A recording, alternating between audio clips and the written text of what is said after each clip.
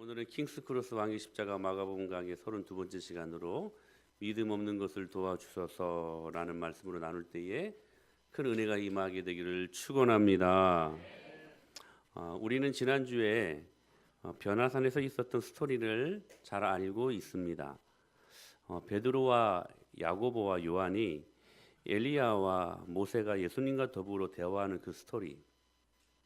그때 예수님이 그들 앞에서 변형이 되셨는데 그 옷이 광채가 났고 세상에서 빨래하는 자가 그렇게 희귀할 수 없을 만큼 매우 희어진 모습을 그들이 발견하게 됩니다. 그런데 이 모습은 이미 구약의 출애굽기를 보게 되면 이 사건이 먼저 일어났던 적을 우리는 발견하기 또한 되었습니다. 수세기 전에 하나님이 구름 속에서 시내산에서 임하셨습니다. 그리고 구름 속에서 하나님의 음성이 들려오자 모든 사람들이 벌벌 두려워 떨었습니다. 그때 모세는 산 꼭대기로 올라가 하나님의 영광을 보여달라고 간청합니다. 주여, 영광을 우리들에게 보여주시옵소서. 그러자 하나님이 말씀하셨습니다. 시작. 나를 보고 살 자가 없음이니라. 여호와께서 또 이르시기를 보라, 내 곁에 한 장소가 있으니 내 영광이 지나갈 때에 내가 너를 반석 틈에 두고 내가 지나도록 내 손으로 너를 덮었다가 손을 거두리니 내가 내 등을 볼 것이 얼굴은 보지 못하리라. 모세는 하나님의 영광을 보긴 봤는데 직접적으로 보지 못합니다. 하지만 그 영광의 근처에만 갔는데도 모세의 얼굴이 하나님의 영광을 반사하여 이스라엘 백성들이 그 시내산에서 내려온 모세를 보고 그 모세의 그 얼굴의 그 환함을 보고 막 떨어질 정도로까지 직접 보지 못하고 간접적으로 경험했음에도 불구하고 그 담아낸 영광이 사람들 보기에 눈부셔가지고 보지 못할 정도였습니다. 이제 수세기가 지나서 또 다른 산에서 우리는 이 산을 일명 변화산이라고 하는데 그 변화산에서 하나님의 영광이 또다시 나타납니다. 눈부신 광채 때문에 예수님의 옷이 세상에서 빨래하는 자가 그렇게 희귀할 수 없을 만큼 매우 희어진 모습으로 그 영광의 광채가 드러나게 됩니다. 산 꼭대기 구름 속에서 들려오는 음성, 심지어 모세의 출현까지 흡사 비슷합니다. 시내산의 제 사건이 재현된 것일까요? 그러나 여기에는 여러분 결정적인 두 가지 차이점이 있었습니다. 모세는 시내산에서 이미 출애굽기에 나타나 있는 시내산에서 달이 태양빛을 반사하듯 하나님의 영광을 반사했습니다.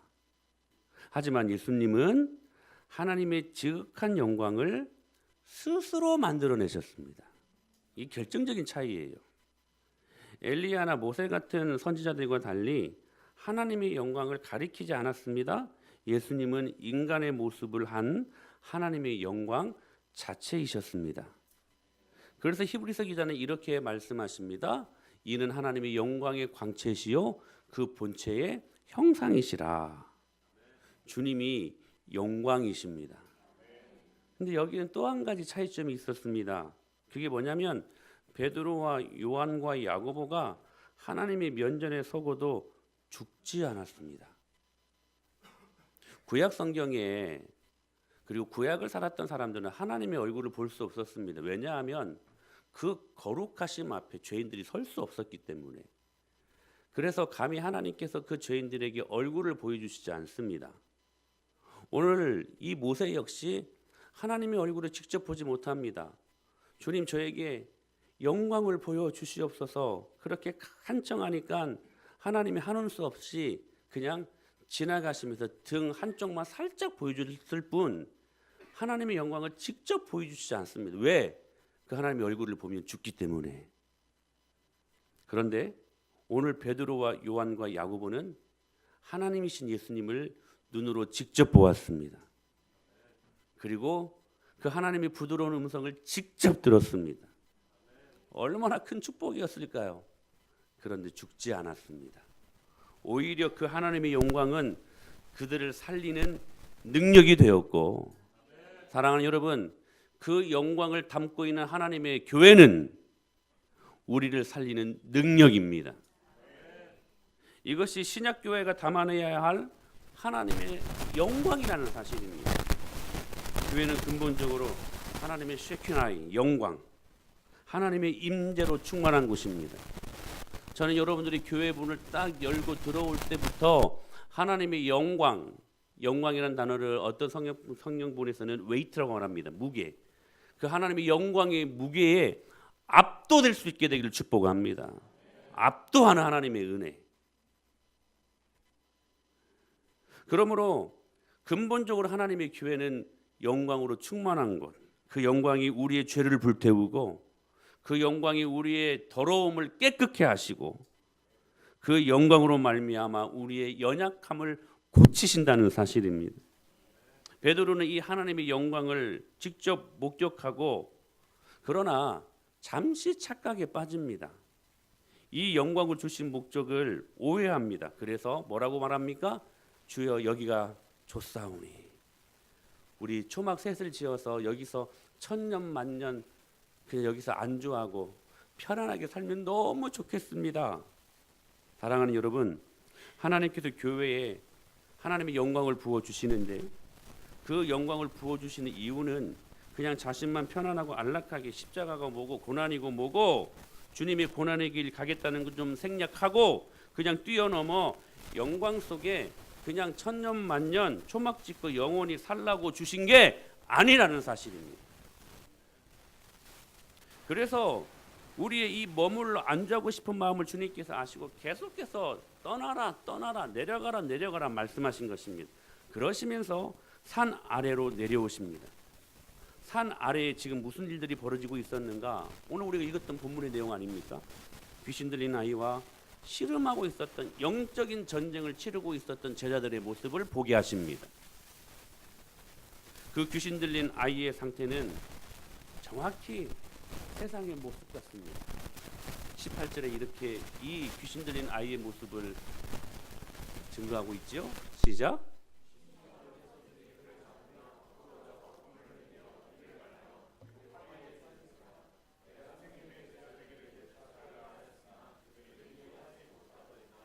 귀신 들린 어린 아이의 모습이지만 그러나 꼭 그 귀신이 판을 치고 있는 이 세상의 모습 같습니다.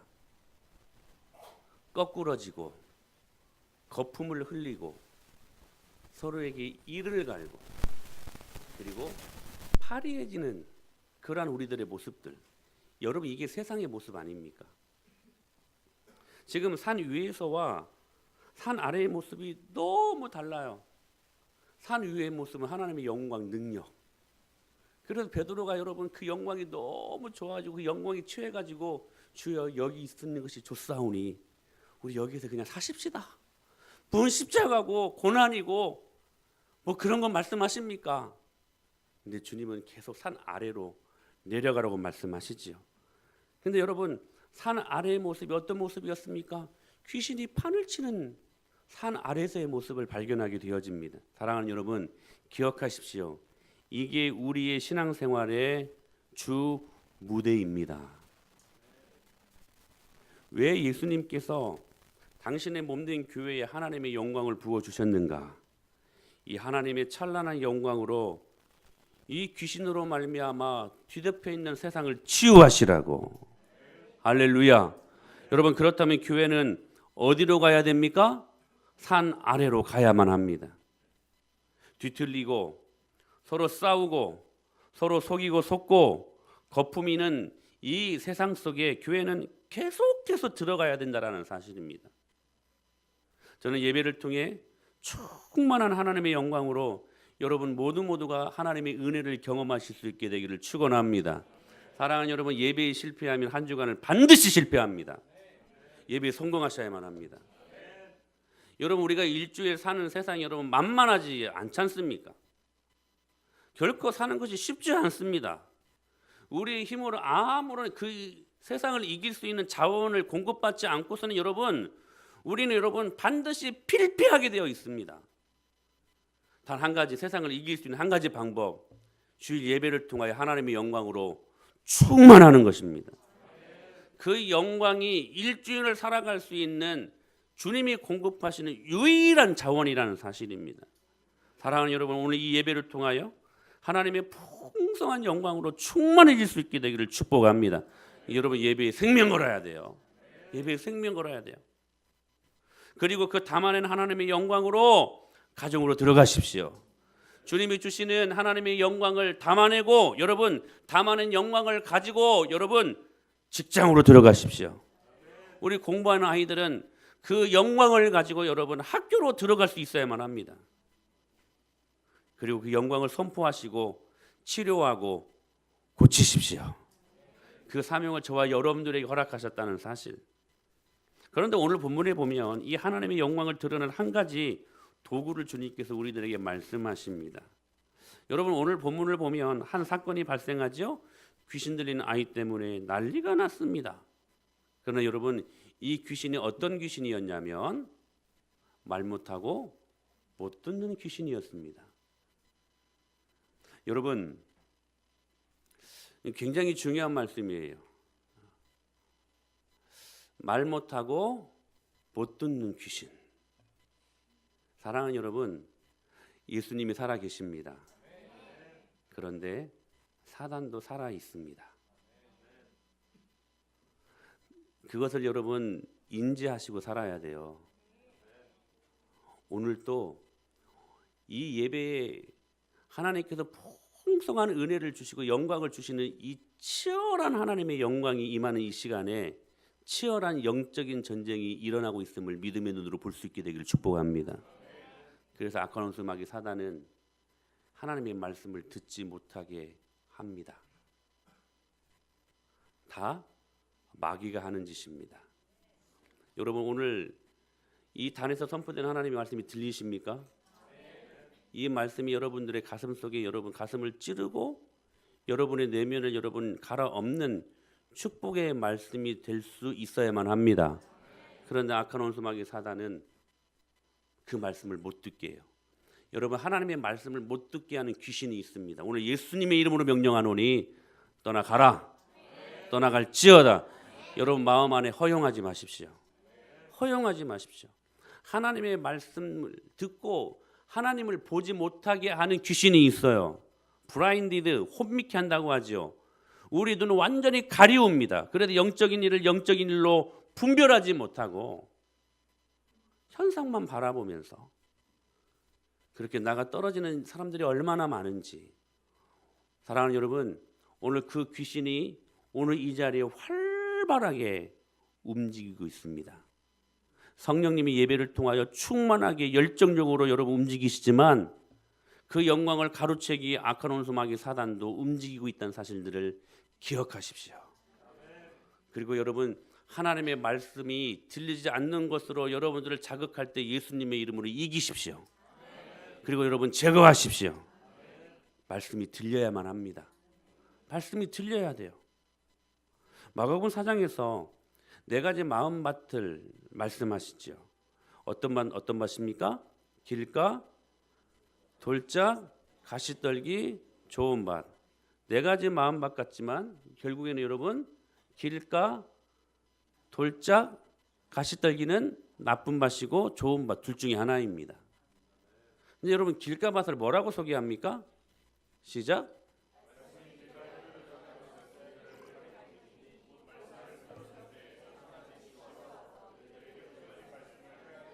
하나님의 말씀이 떨어질 때 그 말씀을 듣지 못하게 하는 것이 여러분의 생리적인 현상도 아니고 어떻게 하다 보니까 그냥 안 들린 게 아니고 하나님의 말씀이 떨어질 때에 누가 하는 짓이라는 거예요? 사탄이 즉시 와서 낼름 그 하나님의 말씀을 가로챈다는 거예요. 그러니까 하나님의 말씀이 내 마음밭에 떨어지질 않는 거야. 그러니까 30배, 60배, 100배로 열매 맺을 수가 없지. 여러분, 하나님의 말씀이 여러분 마음밭에 떨어지면 반드시 열매 맺습니다. 사단이 그걸 알아요. 하나님의 말씀의 능력이 얼마나 능력이 있다는 사실을 사단이 알아요. 여러분들보다 더 잘 아는 존재가 사단입니다. 그래서 여러분 그 말씀을 못 듣게 해요. 못 받게 해요. 인터셉트 해버려요. 가로채버려요. 그러니까 마음밭에 떨어지질 않으니까 열매 맺을 수가 없지. 교회에 수십 번, 수백 번, 수천 번 나와도 그 마음을 사단에게 계속해서 허용하고 그 말씀이 내 마음밭에 떨어지지 아니하니까 열매 맺을 일이 없지. 그러니까 끝까지 죽을 때까지 종교인으로 살아가는 거야. 여러분, 복음은요, 우리를 기쁘게 하는 능력입니다. 우리로 하여금 여러분 역동성 있게 하는 능력입니다. 상황은 여전하고 환경은 정말 여러분 여전하지만 그러나 그 복음이 주는 기쁨이요, 이것을 이기게 해요. 근데요, 말씀이 안 떨어지니까 오늘 이 시간 여러분 명령하십시오. 말씀을 못 듣게 하는 더러운 것들아, 예수의 이름으로 명령하노니 떠나가라. 할렐루야. 말씀이 들려야 돼요. 들려야 돼요. 근데 그 말씀을 못 듣게 하는, 하나님을 못 보게 하는 귀신 들린 아이가 오늘 이 본문의 내용이에요 지금. 그런데 여러분, 변화산에 함께하지 않았던 제자들이 그 귀신을 쫓아내지 못합니다. 오늘 본문에 보니까. 그래서 변론이 일어났어요. 말이 변론이지 난리가 난, 한바탕 싸움이 일어난 거예요. 서기관들이 트집을 잡아요. 어떤 트집이냐면, 야, 너희들이 그 잘난 기적을 일으키는 예수님의 제자들인데 이거 하나 해결 못해? 꼭 여러분, 무기력한 현대 교회에 사단이 하는 말 같습니다. 교회는 여러분 능력입니다. 근데 교회가 너무 무기력해졌어요. 귀신 하나 쫓아내지 못하고 작은 문제 앞에 턱턱턱 무너지는 우리들의 모습들을 보면 꼭 사단이 이렇게 조롱하는 것 같아요. 너희가 예수님의 몸이라는 그 교회에 속한 하나님의 사람들인데 귀신 하나 쫓아내지 못하냐? 지금 서기관들이 하는 말이에요. 그렇게 변론이 있을 때 예수님께서 그들에게 찾아오셔서 무슨 일이 있었냐라고 묻습니다. 여러분, 예수님이 무슨 일이 있는 걸 몰라서 물었을까요? 다 아시고 물으셨죠. 주님은 전지하신 분이십니다. 여러분의 길을 알고 계십니다. 그 주님 컨택하십시오. 그 주님과 여러분 마주쳐야 돼요. 주님이 알려주셔요. 그때 무리 중 귀신 들린 이 아이의 아버지가 사실을 말합니다. 제 아이가 귀신 들렸는데 당신의 제자들에게 내쫓아달라고 부탁했는데요, 능히 쫓아내지 못하는 것, 그것을 지금 보고 있습니다. 그때 예수님께서 19절에 이렇게 말씀하십니다.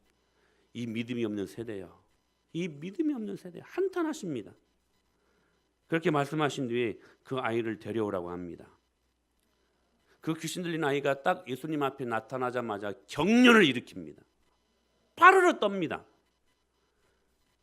그 아이의 모습을 보시면서 예수님이 그 아이의 아버지에게 묻습니다. 뭐라고 물어보냐면, 언제부터 이랬느냐? 이르되 그 아이의 아버지가 뭐라고 대답합니까? 어릴 때부터니이다. 정말 중요한 말씀이에요. 왜 물었을까요? 이 아이의 아버지의 영적인 상태를 만지고 싶으셨어요. 어릴 때부터니이다. 사랑하는 여러분, 제가 정확히 말씀드리는데요, 정말 중요한 말씀이에요.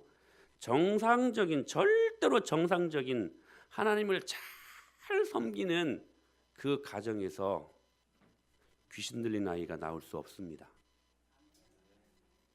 절대로 없어요.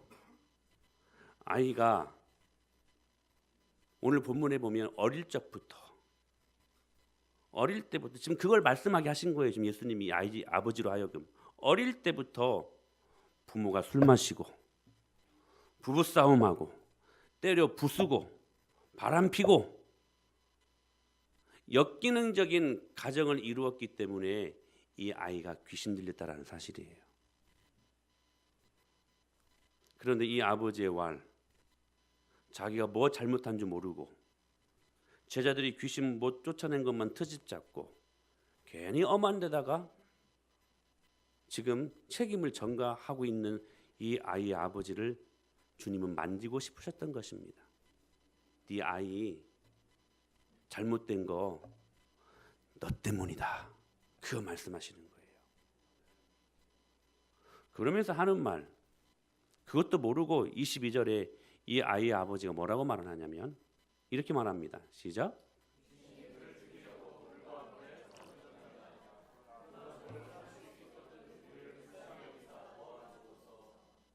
저는 오늘 이 말씀이 여러분의 가정을 세우고 회복하는 능력의 말씀 될 수 있게 되기를 축원합니다. 오늘 이 말씀을 제대로 받으시면 복입니다. 진짜 복입니다. 여러분, 하나님의 말씀은 복입니다. 믿음으로 받으십시오. 그러자 이 아버지가 뭐라고 말하냐면, 제 아들이 불과 물에 자주 던졌나이다. 이게 얼마나 여러분 힘든 상황입니까? 그러면서 하는 말이 뭐냐면 좀 부정적인 말투예요. 여러분, 이게요, 히브리 원어에서 말씀을 보게 되면 부정적인 말입니다. 긍정적인 말이 아니에요. 무엇을 하실 수 있거든. 무슨 말이냐면, 제자들도 못 고쳤는데 예수님이라고 뭐 별 수 있겠습니까? 그래도 조금 도움을 줄 수 있다고 한다면 그냥 좀 주십시오, 이 말이에요. 굉장히 여러분 부정적인 말 아닙니까? 건방진 말 아닙니까? 희롱하는 말 아닙니까? 그때 예수님이 이 말씀을 듣고 책망하십니다. 이 아이의 아버지를. 뭐라고 책망하십니까? 너 지금 너의 잘못은 보지 못하고 다른 것에 핑계 대느냐? 하시면서 하시는 말씀이 23절이에요. 시작. 예수께서 이르시되 할 수 있거든이 무슨 말이냐? 믿는 자에게는 능히 하지 못할 일이 없느니라. 할렐루야. 뭐라고? 할 수 있으시면 너 지금 그게 무슨 말이냐? 너 지금 무슨 믿음 없는 말이냐? 믿는 자에게는 능치 못할 일이 없다. 사랑하는 여러분, 오늘 이 아버지의 고백이 왠지 낯설지가 않습니다. 저와 여러분들의 모습 아닙니까? 우리는 얼마나 이 말을 많이 하고 사는지 모릅니다. 주님, 하실 수 있거든. 여러분, 주님이 하실 수 있다라는 말은 다른 말로 또 무슨 말을 포함하는 겁니까? 하실 수 없다는 것도 똑같이 말하는 것입니다. 여러분, 우리 예수님은요, 하실 수 있는 분이십니다. 진짜 이걸 믿어야 돼요. 주님은 하실 수 있습니다. 주님은 하십니다. 근데 이 아이의 아버지는 반신반의한 거예요. 반절만 믿었어요. 사랑하는 여러분, 믿음은요, 이거예요. 할 수 있으면 조금 해달라가 아니라 하나님은 믿는 자를 위해 모든 것을 하실 수 있다라는 것을 믿는 것이 믿음입니다. 할렐루야. 이게 믿음이에요. 그런데 우리는 얼마나 주님 하실 수 있거든 이 고백을 많이 하는지 몰라요. 주님은 하실 수 있습니다. 주님은 하십니다. 아멘. 그러자 24절에 이 아이의 아버지가 이번에는 진심을 담아 말을 합니다. 24절 말씀 시작.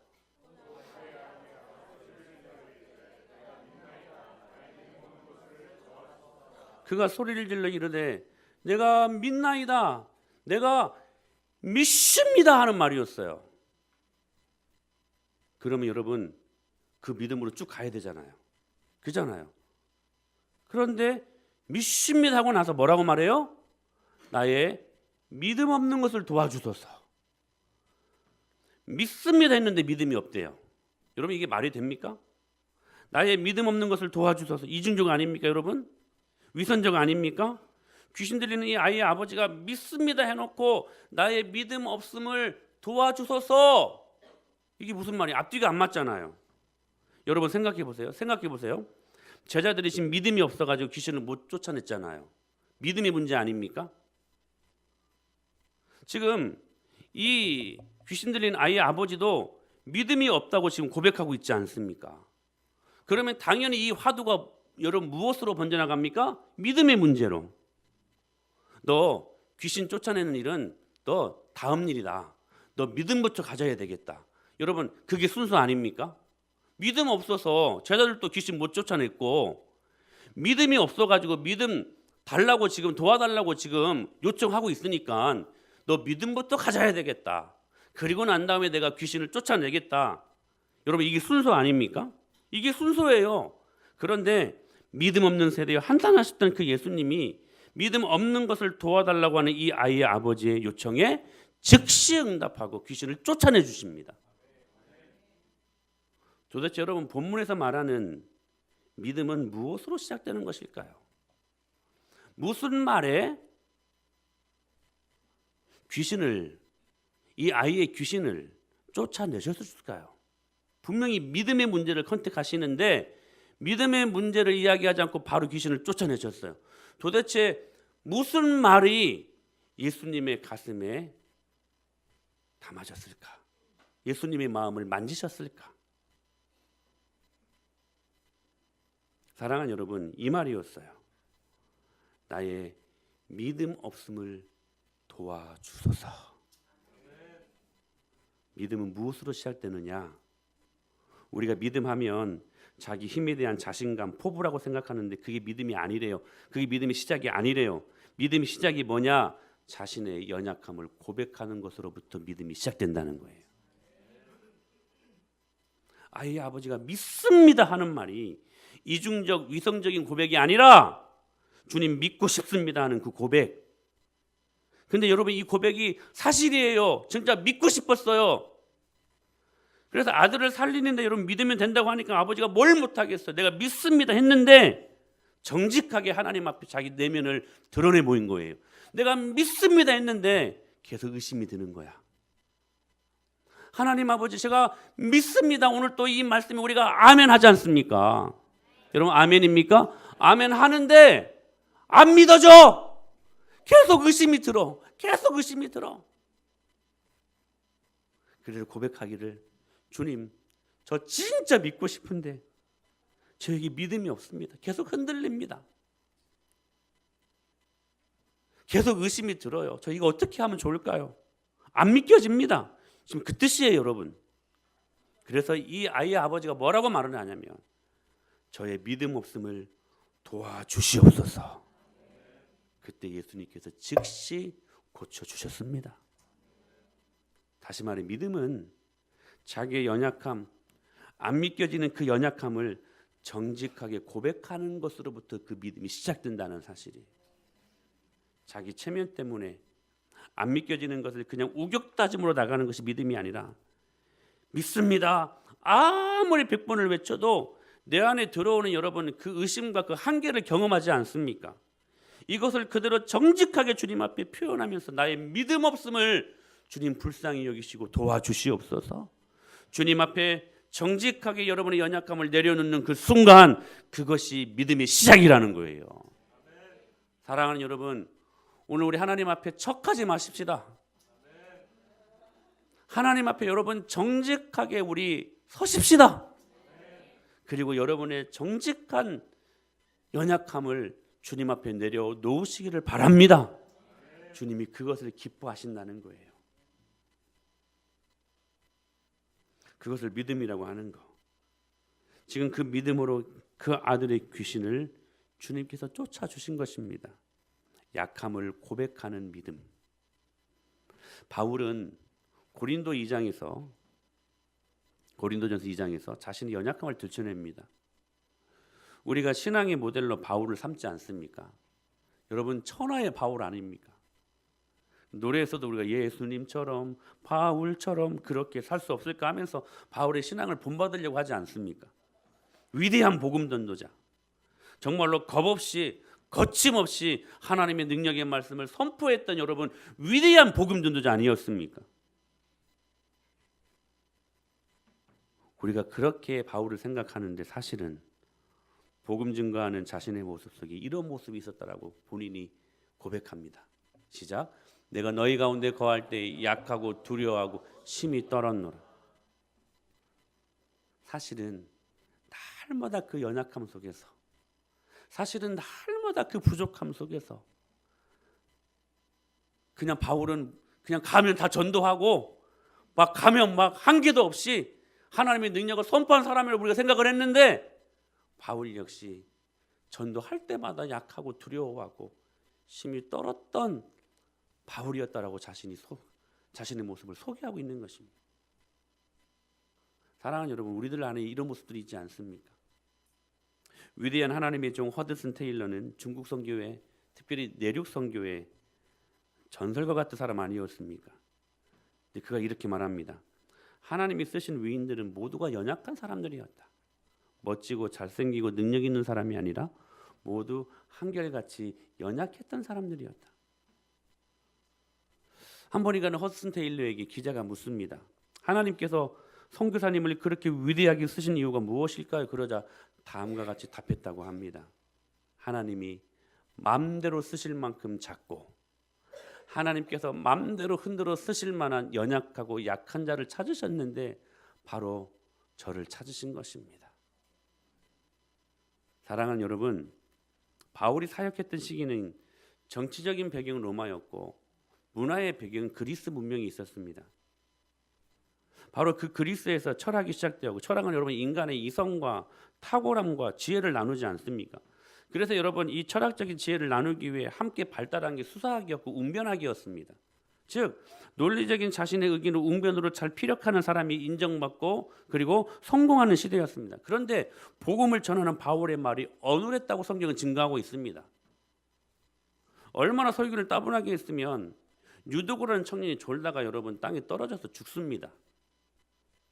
당시 출세가도인 용변술도 수사학, 말재주도 그에게는 없었습니다.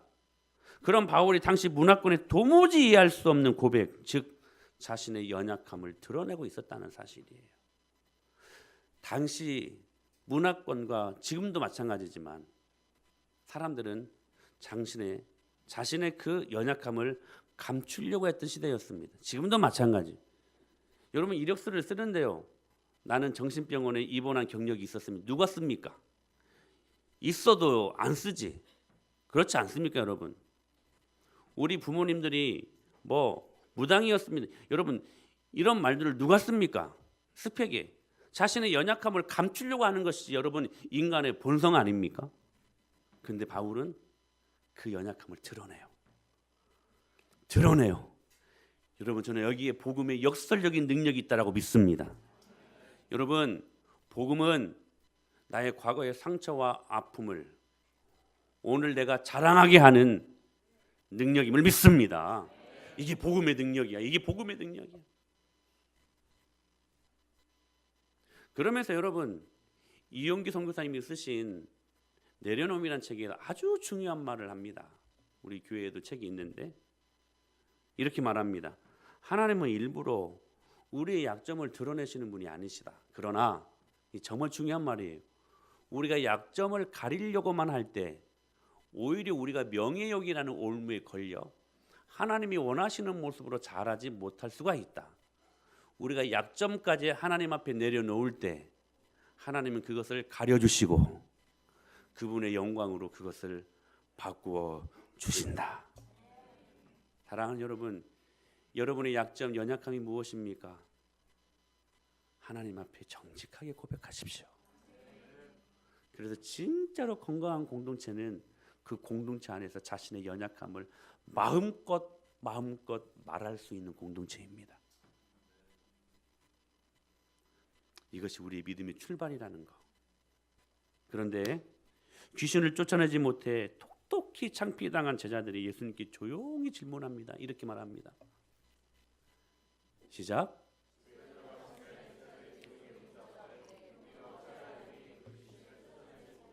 창피한 거예요. 쪽팔린 거예요. 예수님의 이름으로 명령하노니 그런데 안 나갔어. 너무 창피했어. 그래서 예수님께 어떻게 물었어요? 조용히. 이 말씀을 읽을 때는요. 제자들이 조용히 묻자고 돼. 우리는 어찌하여 능히 귀신을 쫓아내지 못하였나이까? 이렇게 읽어야 돼. 응? 창피했어요. 예수님의 이름으로 명령하노니 본 것은 있어가지고 배운 것은 있어가지고 했는데 안 나갔어요.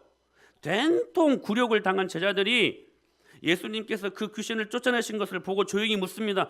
예수님, 왜 예수님은 되고 왜 우리는 안 됩니까? 그때 예수님이 하신 유명한 말씀이에요. 시작. 이르시되 기도 외에 다른 곳으로는 이런 종류가 나갈 수 없느니라. 할렐루야. 즉 뭐 하지 못해서 못 쫓아냈다는 거예요? 기도하지 않아서. 지금 믿음을 말씀하시는 예수님께서 기도로 그 교훈을 마무리하십니다. 믿음과 기도가 무슨 연관관계가 있다는 거예요. 상관관계가 있다는 거예요. 믿음 없는 세대에 하시면 한탄하셨던 주님께서 귀신을 쫓아내지 못한 그 제자들에게 뭐라고 말하냐? 너 기도하지 않아서다. 기도하지 않아서다. 더 여러분 이 말씀을 구체적으로 말씀을 드리면 이거예요. 지금 사단은 너무 강력하게 덤벼드는데 여러분 18절에 보십시오. 얼마나 강력한 귀신이었는가. 이 귀신이 거꾸러지고 거품 흘리게 하고 이를 갈게 하고 파리해진, 여러분 정말 강력한 귀신이었습니다. 사단은 이렇게 강력한 최첨단 무기를 가지고 어떻게 하면 예수 믿는 사람을 넘어뜨릴까 연구하고 묵상하고 그리고 그렇게 노력하고 훈련하고 하는데, 무슨 말이냐면 너 그 옛날 능력으로 응수하려고 해? 너 그거 교만하냐? 우리 그런 말 많이 하잖아. 내가 이래봬도 소시적에 기도를 몇 시간씩 했고. 여러분 사단은요 우리 무너지게 하려고 지금도 최첨단 무기로 덤벼드는 존재입니다. 근데 우리가 옛날 이야기나 했었고 거기에 우리가 응수하려다 보니까 지는 거예요. 여러분 우리는 진리 싸움에서는 이긴 사람들입니다. 그러나 지금도 능력 싸움이 있으니 그 능력은 기도에서 나옵니다. 기도가 뭘까요, 여러분? 기도야말로 믿음의 출발점인 자신의 연약함을 내려놓는 반응이라 할 수 있지 않겠습니까?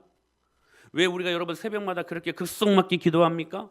왜 점잖은 사람들이 여러분 눈물을 흘리면서 여러분 막 콧물 흘리면서 기도하는 것이겠습니까? 기도가 뭡니까? 자신의 연약함을 하나님 앞에 내려놓고 척하지 않고 가리는 것 없이 그대로 하나님 저 도움이 필요합니다. 할 수만 있으시면 주님 저를 좀 도와주시옵소서. 여러분 이게 기도 아닙니까? 주님은 하실 수 있기에. 그때 기도는 여러분 영적인 전쟁을 치르는 가장 강력한 무기가 됩니다. 자신의 연약함의 한계를 드러내고 저는 할 수 없으니 주님이 일하시옵소서. 아멘. 주님이 일하시옵소서. 여러분 그거 믿고 나아가면 이 영적인 전쟁에서 이깁니다. 악한 원수 마귀 사단이 최첨단 무기를 가지고 공격해 온다 해도 여러분 우리가 주님 절대 의지하고 나의 믿음 없음을 주님 앞에 절대 내어놓고 의지하고 하나님 주님이 이 싸움 대신 싸워 주시옵소서. 그러면 여러분 이깁니다. 이깁니다. 그런데 여러분 옛날 방식으로 지금 기도도 하지 않아 옛날에 기도한 것으로 악한 원수 마귀 사단과 싸우려다 보니까 지는 거지. 나는 이런 열심이 있다고 자랑하는 게 기도가 아닙니다. 나는 못난이라서 기도하고 나는 하나님께 부탁하지 않으면 하루도 못 사는 나약한 사람이기 때문에 저는 기도합니다. 이게 믿음의 출발이라는 거예요. 그러므로 여러분 기도하지 않아서 귀신 쫓아내지 못했다는 것은 너 기도하지 않는 너 그 교만 때문이다. 교만 때문이다. 여러분 성도가 기도하지 않고 사는 그 자체가 하나님을 욕보이는 것입니다. 여러분의 삶 속에서 나타나는 장애는 여러분이 기도하지 않는 교만이 다른 게 없습니다. 내 힘이 아니라 하나님의 힘입니다. 내 지혜가 아니라 하나님의 지혜입니다. 내 방법이 아니라 하나님의 방법입니다. 그 철저히 고백하는 것이 기도입니다. 그러므로 여러분 꼭 이 말씀을 기억하십시오. 기도는 믿음 좋은 사람들이 하는 게 아니에요. 믿음 없는 저와 여러분이 하는 것이 기도입니다. 사랑하는 여러분, 연약함 그대로 내놓으십시오. 사람 말 한마디에 그냥 상처받는 연약함 주님 앞에 고백하십시오. 여러분 성격적인 결함도 좀 고백하십시오. 여러분도 여러분 그 잘못된 성격 때문에 얼마나 많이 힘듭니까? 저를 보세요. 중요한 말씀이에요 이거. 여러분 다른 문제 갖고도 기도해야 되겠지만 도무지 그 변하지 않는 그 고집스럽고 표독스럽고 상대방을 죽이게 하는 그 성격, 잘못된 성격 예수님의 이름으로 고쳐달라고 기도하십시오. 주님이 그러면 고쳐주십니다. 여러분 살아야 되지 않겠습니까? 살아야 되지 않겠습니까? 오늘 우리를 살게 하시려고 주님이 이 자리에 우리를 불러주시지 않았습니까? 그러면 살려내는 사람들이 되어야 하지. 여러분 그 일들 앞에 우리를 여러분 통로로 여러분 세우시지 않았습니까? 그렇다면 여러분 기도하십시오. 하나님, 제 마음으로는, 제 의지로는 도무지 이 잘못된 성격, 이 정말 잘못된 이 습관 내가 고칠 수가 없습니다. 하나님 고쳐주시옵소서. 여러분이 요청하지 않고 기도하지 않아서 그렇지, 주님이 고쳐달라고 기도하시면 주님이 고쳐주십니다. 주님 살아계셔요. 이 믿음 갖고 주님 앞에 서야지. 이 믿음 앞에 주님 서야지. 정직하게 내어놓으세요. 하나님, 저 이렇게 사는 것이 저도 어떻게 제어할 수가 없습니다. 주님 어떻게 하면 좋습니까? 저에게는 믿음이 없습니다. 도와주세요. 고백해야지. 주님, 우리를 고쳐주시옵소서. 문제가 생길 때마다 여러분 그냥 엎드리십시오. 어려우세요? 그냥 주님 앞에 엎드리세요. 힘드세요? 여러분 힘들다고 고백하세요. 그게 하나님의 마음을 움직이는 우리의 믿음이라는 사실입니다. 고린도후서 12장 9절로 10절에 바울이 마음을 담아내는 고백을 합니다. 시작.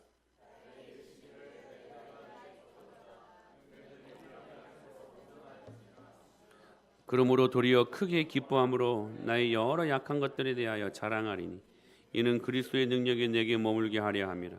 그러므로 내가 그리스도를 위하여 약한 것들과 능욕과 궁핍과 박해와 공고를 기뻐하노니 이는 내가 약한. 이건 너무 멋진 고백 아닙니까? 그러므로 내가 그리스도를 위하여 약한 것들을 기뻐한대요. 능욕과 궁핍, 박해와 공고를 기뻐한대. 왜? 이는 왜냐하면 내가 약한 그때에 강함이라. 여러분이 그 약함을 주님 앞에 드릴 때에 주님이 그때 강력하게 여러분의 삶을 이끄신다는 사실이에요. 사랑하는 믿음이 무엇입니까? 여러분의 약함을 드러내고 정직하게 고백하는 것입니다. 그리고 내 힘으로는 할 수 없으니 주님 저를 좀 도와주시옵소서. 그게 뭐예요? 기도입니다. 이 기도가 하나님의 영광을 만들어냅니다. 사랑하는 여러분, 우리 은혜마을교회 성도들이 이 능력 앞에 설 수 있게 되기를 축복합니다. 기도하시겠습니다.